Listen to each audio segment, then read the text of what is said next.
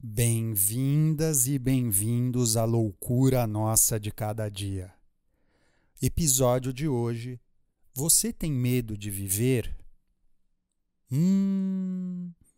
Por que nós neuróticos muitas vezes nos preocupamos mais em evitar a morte do que viver? Bela pergunta, né, gente? Por que remoemos tanto os pensamentos na nossa cabeça?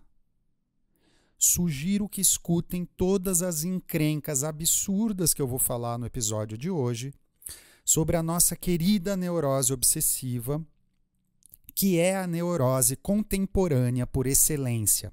E nós já vamos entender todos os porquês, tá bom? Antes, para quem está escutando a loucura nossa de cada dia pela primeira vez, meu nome é Guilherme Fati, eu sou psicanalista e nesse podcast tratamos das nossas questões humanas de maneira descomplicada a partir do método psicanalítico. Considerem se inscrever no meu canal no Instagram, @GuilhermeFati, ou no meu site guilhermefati.com.br, onde eu sempre apresento novos conteúdos, pocket aulas, cursos. São nesses canais também que eu faço agendamento de consultas, supervisões clínicas e palestras, tá bom, gente? Vamos lá? Então hoje nós vamos falar sobre tudo o que você queria saber sobre a neurose obsessiva, mas estava ocupado demais tentando salvar o pai na sua imaginação. Não é isso, gente? Vou começar com um exemplo, com um fragmento clínico, tá? Imagine o João. O João cresceu vendo a mãe reclamar. A mãe reclamar que o pai era muito ausente, que o pai não era parceiro, que o pai era muito fraco. Estão me acompanhando? No fundo, o João interpretou isso como algo assim: eu deveria ser o homem da vida da minha mãe, coisa que meu pai não é, né? Mas aí, gente, tem um problema. Porque se esse filho se transformar nesse homem, como ele vai lidar com a mãe, com o que a mãe espera dele? Ele teme ser dominado por esse desejo. Olha que ambivalência, né? O João vai viver sabotando suas relações amorosas, sempre hesitando em suas escolhas, sempre protelando compromissos importantes, como o casamento. Por quê? Assumir qualquer lugar que seja do pai colocaria ele de cara a cara com esse cenário que, na análise, chamamos de campo do gozo, né? Colocaria ele cara a cara com a mãe. E como diria Lacan, né, o desejo é possível porque há um intervalo, uma barreira simbólica, tem que existir. Quando o desejo é direto, ou como a gente se aproxima muito do objeto do desejo, a coisa vira horror.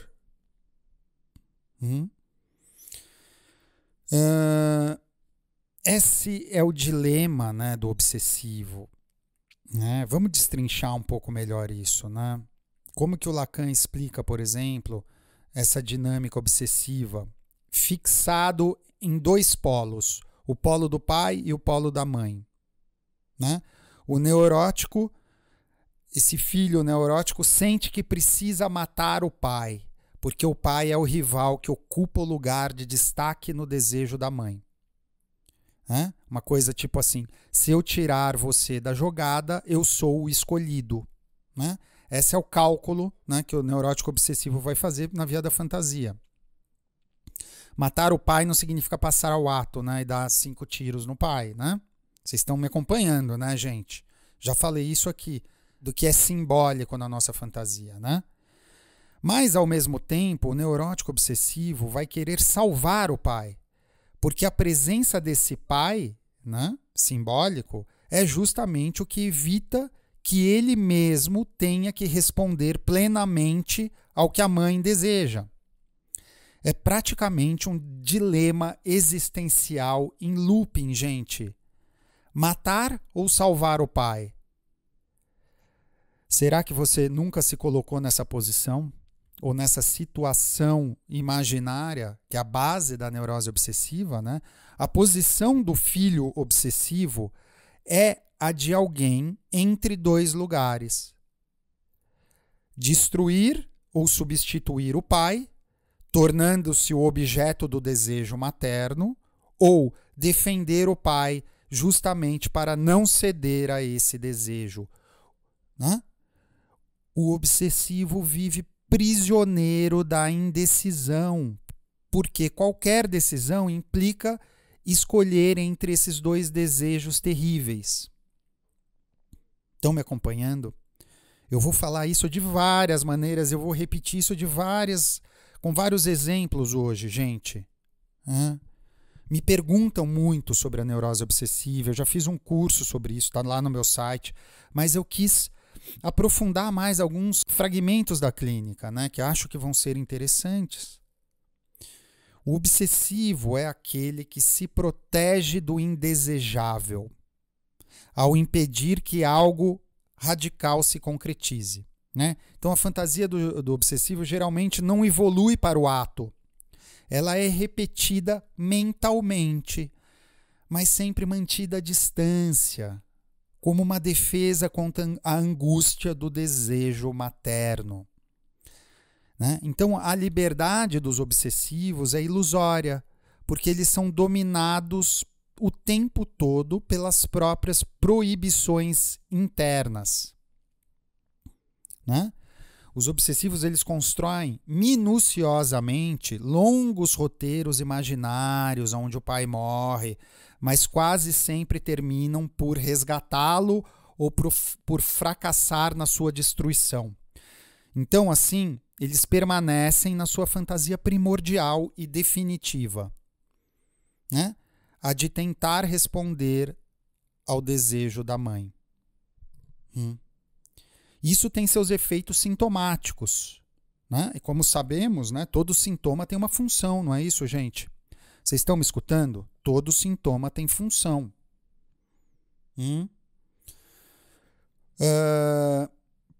Para o Lacan, por exemplo, os sintomas obsessivos, os rituais, as verificações, os pensamentos intrusivos, não são apenas manifestações patológicas, vamos dizer assim. São soluções encontradas pelo sujeito para lidar com a angústia da castração. Esses sintomas funcionam como uma forma de trabalho, né? Um trabalho psíquico que mantém aquele sujeito ocupado e protege ele do encontro com o seu verdadeiro desejo. O ritual obsessivo é uma forma de não fazer nada fazendo muito. Olha que interessante, eu vou repetir isso, gente. Fundamental. O ritual obsessivo é uma forma da gente não fazer nada fazendo muito.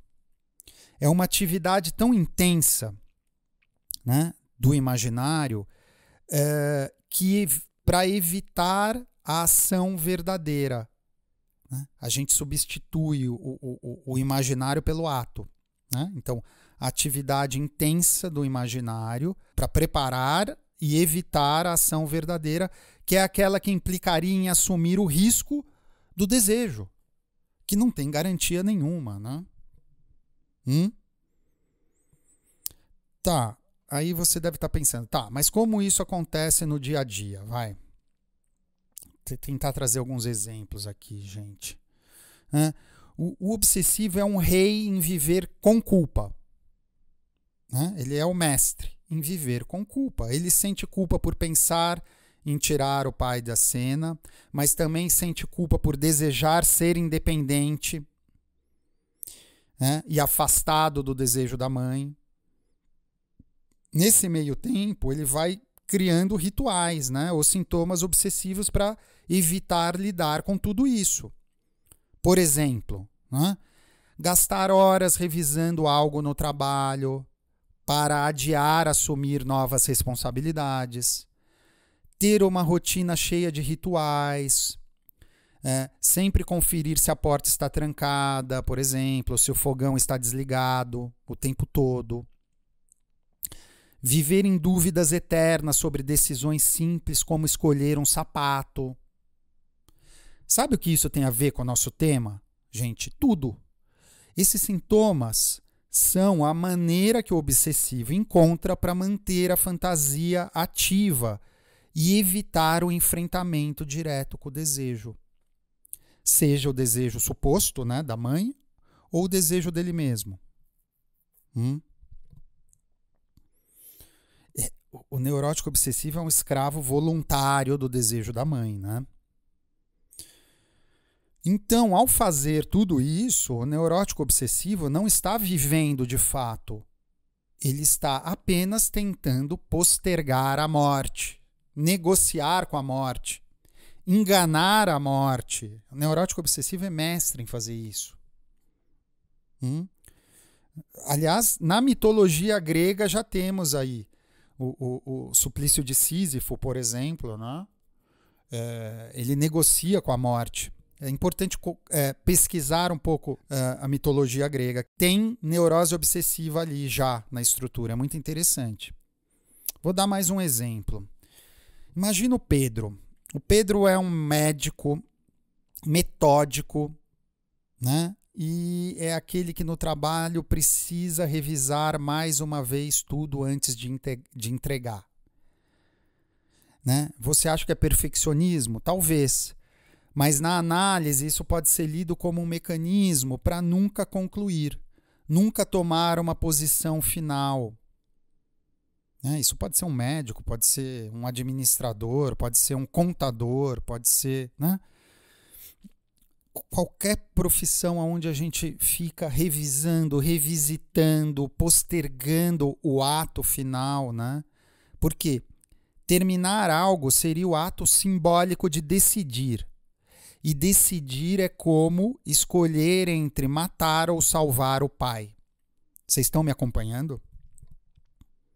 Decidir para o neurótico obsessivo, né? Dentro da estrutura de uma neurose, o que isso representa é matar ou salvar o pai. Matar o pai seria, ao mesmo tempo, ser engolido pela mãe, né? Pelo desejo da mãe. Matar o pai simbólico tiraria qualquer proteção contra o desejo intrusivo da mãe. No nosso tempo, hoje em dia, né, gente, o dilema obsessivo fica ainda mais complicado. Por quê? Porque a figura do pai, que simboliza a lei, está cada vez mais capenga, né, gente? Cada vez mais enfraquecida na sociedade moderna, né, contemporânea. A ideia de nome do pai, né, a ideia de Lacan, né, do nome do pai como marco simbolizador e organizador do sujeito moderno, aquele que regula, dá um limite, está em colapso, deixando o neurótico obsessivo sem âncora. Quais são as consequências disso, né? O que isso significa? Muitos neuróticos obsessivos sentem mais ainda o medo de viver num mundo sem regras claras. Né? Neuróticos e neuróticas. Faz diferença, né? Eles se apegam a sistemas rígidos com regras religiosas, por exemplo, rotinas exaustivas de trabalho ou mesmo ideologias extremas, né? Como forma de compensar a ausência da lei simbólica, né? Nada melhor do que ter um pastor, um guru, um ditador, um Deus todo-poderoso, né? Tentar restituir isso de alguma maneira, para que tenha uma lei mais ou menos clara, né? Isso pode ser uma rotina exaustiva de trabalho também, né? Isso, né, tem suas consequências, né? Então, o obsessivo é aquele que pensa tanto que às vezes esquece de viver. Não é isso, gente, que acontece? Quantas vezes vocês já ficaram presos no celular, scrollando infinitamente, checando as mesmas redes sociais, os mesmos grupos de WhatsApp? Isso pode ter um traço de neurose obsessiva. A compulsão de verificar, de controlar, de estar sempre por dentro de tudo. O obsessivo tem um problema sério com desejo. Gente, não é que ele não deseja, pelo contrário. Ele deseja tanto que fica com medo do próprio desejo. É como se ele dissesse assim: eu quero, mas e se eu conseguir? E se eu não conseguir? E se for diferente do que eu imaginei? Vocês estão me acompanhando, gente? Estão me escutando? O tamanho dessa encrenca? O obsessivo tem uma estratégia muito específica para isso. Qual é? Ele adia o desejo. Quando eu terminar a faculdade, aí sim eu vou namorar sério. Quando eu conseguir aquela promoção, aí eu vou viajar. Quando eu emagrecer, aí eu vou comprar roupas bonitas. O problema é que sempre tem um quando novo. É uma procrastinação existencial. O obsessivo vive no futuro do pretérito. Eu vou repetir. O obsessivo é aquele que vive no futuro do pretérito. Eu faria se. E aqui entra uma questão interessante, né, gente? O obsessivo tem pavor da castração. Não estou falando da castração literal, né, gente? Já falamos disso aqui outras vezes, né? Na psicanálise, a castração é sobre limites, sobre aceitar que não podemos ter tudo, controlar tudo ou saber tudo. O obsessivo prefere viver na fantasia do controle total do que enfrentar a realidade de que somos todos, de alguma forma, limitados e vulneráveis. Gente, vocês estão me acompanhando? Eu vou repetir. O obsessivo, né, é aquele que na fantasia de controle total prefere permanecer ali do que se dar conta de que de alguma forma somos limitados e vulneráveis. O Charles Melman, que é um psicanalista francês que eu gosto muito, contemporâneo, trouxe uma visão muito interessante sobre como a neurose obsessiva se manifesta nos dias de hoje, né?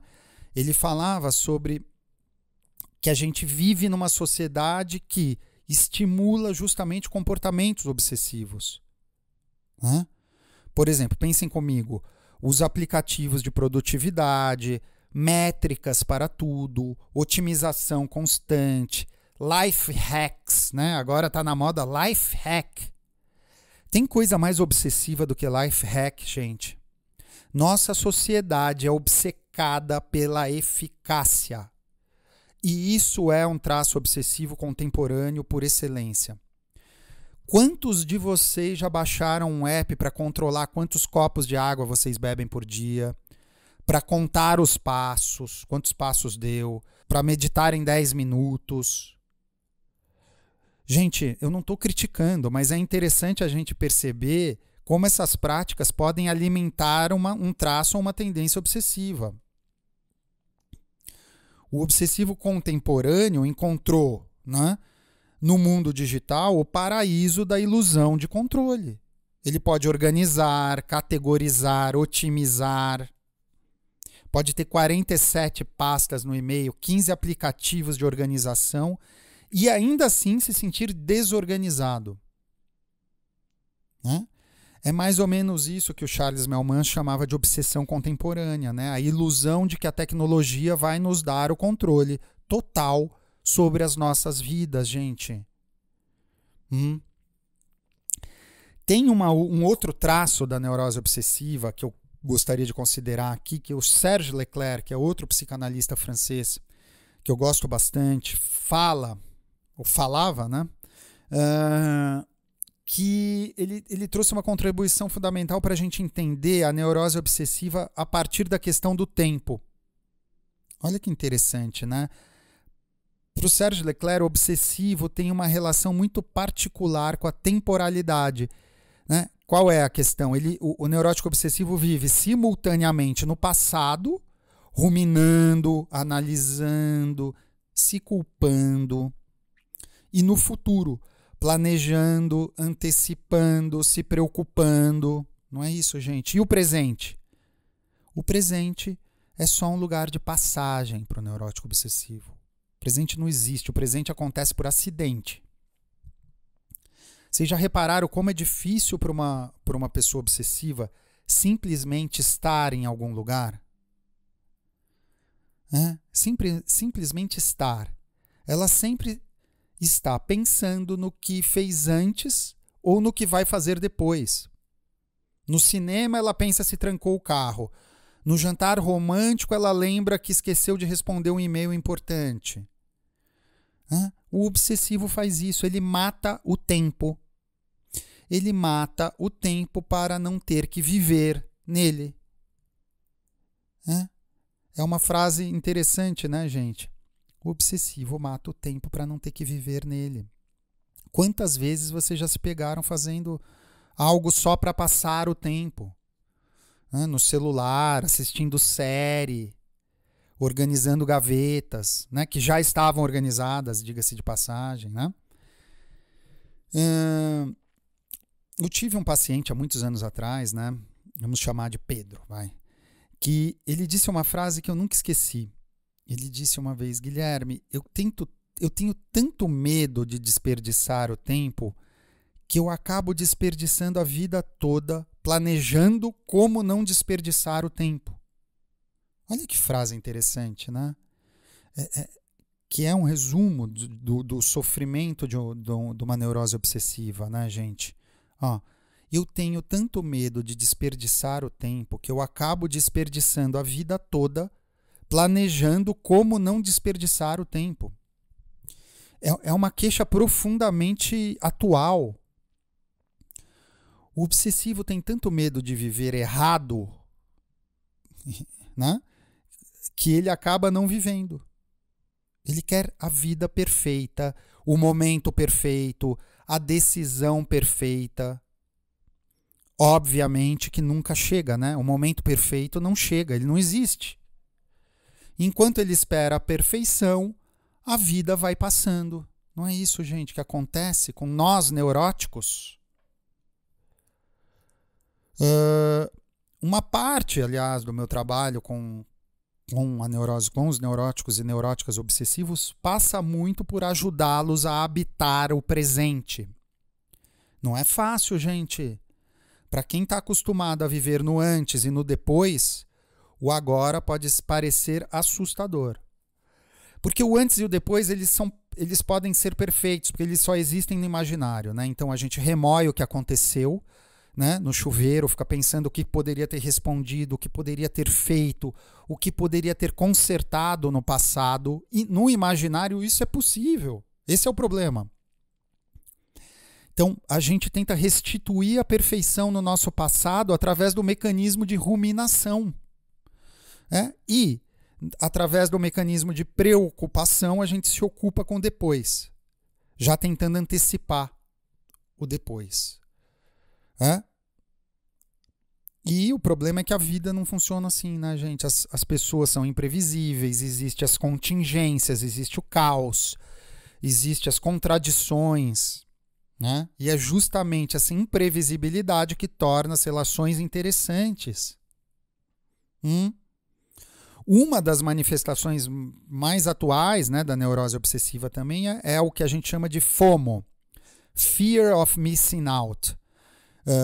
O medo de perder, ou de estar fora de alguma coisa, né, de perder algo. O obsessivo digital, vamos dizer assim, precisa estar em todas as redes sociais, acompanhar todos os grupos, saber todas as novidades. Ele tem medo de que, se ele não estiver constantemente conectado, vai perder algo muito importante a qualquer momento, né? Por isso, às vezes, o neurótico obsessivo faz o que eu chamo de curadoria infinita. O que é a curadoria infinita, gente? Não apenas consumir conteúdo, mas precisa organizar, categorizar e salvar o conteúdo para depois, né? Quantos de vocês têm centenas de posts salvos no Instagram que nunca mais olharam? Dezenas de abas abertas no navegador, né? Com artigos para ler depois. Não é isso, gente? Uma pasta de favoritos com 500 mil links organizados em subcategorias que nunca mais vocês acessaram. É a ilusão de que, organizando a informação, vamos conseguir processá-la melhor. Mas é justamente o oposto, gente. Né? Acabamos nos afogando na própria organização. Organizar a informação infinitamente não vai fazer a gente processá-la melhor. Vocês estão me acompanhando? Então, Guilherme, como lidar com a neurose obsessiva, então? Tá bom, eu entendi, eu tenho traços de uma neurose obsessiva, mas e agora? O que eu faço para melhorar? Bom, primeiro, uma coisa importante. A neurose obsessiva não é uma doença, né, que deve ter uma cura. Já falei aqui isso várias vezes, né, gente? É uma estrutura. É uma forma de estarmos no mundo. Tem muita coisa boa na vertente sintomática da neurose obsessiva, né? Os obsessivos são organizados, detalhistas, confiáveis, né? Tem uma rigidez moral precisa, né? O problema não é ser obsessivo, o problema é quando a obsessão vira uma prisão. Os obsessivos são as pessoas que fazem o mundo funcionar, gente. São eles que checam se a ponte foi construída corretamente, que revisam os contratos 3, 10 vezes, que lembram do aniversário de todo mundo. Vocês estão me acompanhando? Né? Pensem nos grandes cientistas, artistas, escritores e até os jogadores de tênis, né? Muitos deles têm traços obsessivos. A capacidade de se dedicar intensamente a um projeto, de buscar a excelência, de não se contentar com mais ou menos, isso são sintomas obsessivos. O problema não é a obsessão em si, mas quando ela vira uma compulsão. Quando a pessoa não consegue mais escolher a vertente do sintoma dela, de ser obsessivo ou não, né? Quando vira um automático involuntário que nos ultrapassa. Né? E aí a gente tem um problema. Existe uma diferença no que eu vou chamar aqui de obsessão neurótica e obsessão criativa. Qual é a diferença, gente? A obsessão neurótica, ela é repetitiva, ela é estéril, ela é angustiante. A obsessão criativa, ela é produtiva, entre aspas, né? No que dá para ser, né? Transformadora, prazerosa. Como distinguir, né? A obsessão criativa tem um objetivo claro e gera satisfação quando alcançado. Tem relação com um ato simbólico autêntico. A obsessão neurótica ela é circular. Você faz a mesma coisa várias vezes sem nunca se sentir satisfeito. Tem relação com o registro do imaginário, onde o ato fica sempre para depois, sempre em suspenso.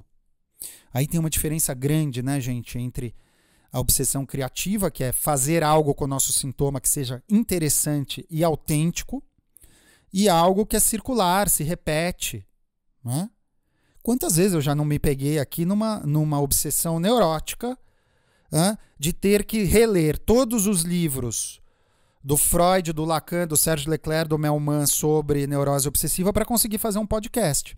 Eu poderia ficar circulando aí e nunca ir para o ato de gravar, decidir, escolher o que eu vou falar, né? E vai faltar algo. Mas claro que vai faltar, porque se eu quiser fazer o melhor podcast do mundo, gente, ele não vai existir. Ele não existiria. Por exemplo. Então a gente não precisa se livrar do nosso traço neurótico completamente. Aliás, nem é possível fazer isso. Mas a gente pode aprender a viver com a nossa neurose obsessiva de maneira mais leve, mais criativa, mais livre. Porque, gente, a vida acontece justamente nos espaços que nós não planejamos. Faltou muita coisa, né, gente, para falar da neurose obsessiva e vai continuar faltando, né? Um beijo para todo mundo e a gente se vê por aí. Tchau, tchau.